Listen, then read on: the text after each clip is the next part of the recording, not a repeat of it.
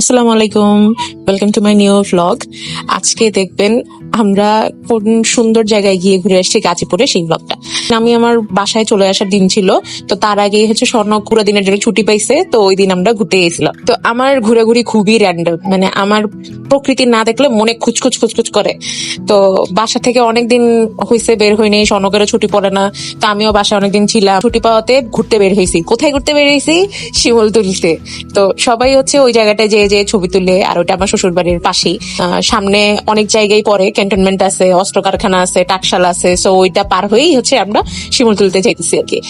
স্বর্ণক যে আমার জন্য রাতে 2টা বাজে বিরিয়ানি নিয়ে আসছে, আপনি হয়তো দেখছেন। তো দুপুরবেলা ওইটাই খাইছি, কারণ পুরোটা খাইতে পারি নাই তখন।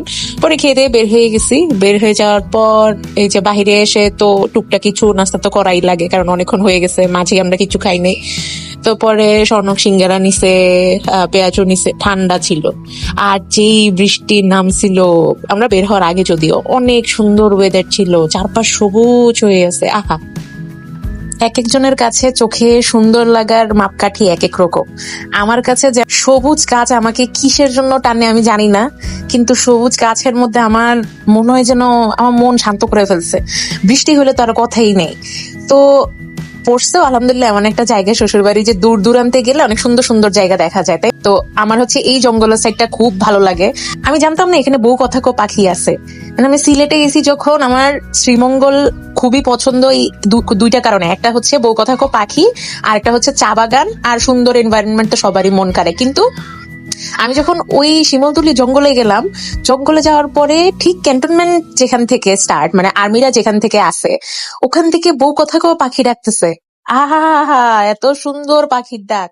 ভাঙা ঘরে ভাঙা চালা ভাঙা বেড়ার ফাঁকে অবাক জ্যোৎস্না ধুয়ে কাপড়ে হাত বাড়াইয়া আমরা ওখানে কতক্ষণ দাঁড়াই ছিলাম, আমার খুব ভালো লাগতেছিল।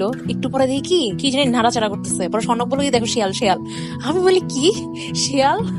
পরে আসলেই দেখি শিয়াল হাঁটতেছে। ওই যে সন্ধ্যা হয়ে যেতেছিল, শিয়াল গুলা বের হইতেছিল। তারপর অনেকক্ষণ দাঁড়ায় থেকে আমি ওই বউ কথা কও পাখির ডাক শুনতেছিলাম।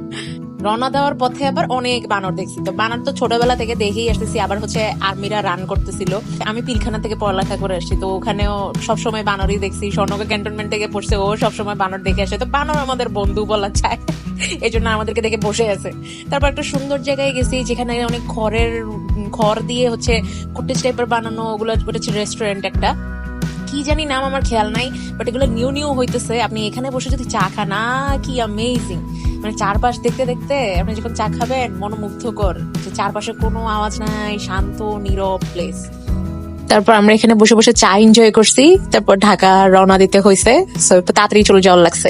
দেখা হবে নেক্সট ভিডিওতে। আর আমি আপনাদেরকে বলবো বেশি বেশি ঘুরুন, মানে মাইন্ডও ফ্রেশ থাকবে, নিজেও ভালো থাকবেন, হার্টও ভালো থাকবে, বেশি বেশি ঘুরবেন। আল্লাহ হাফেজ।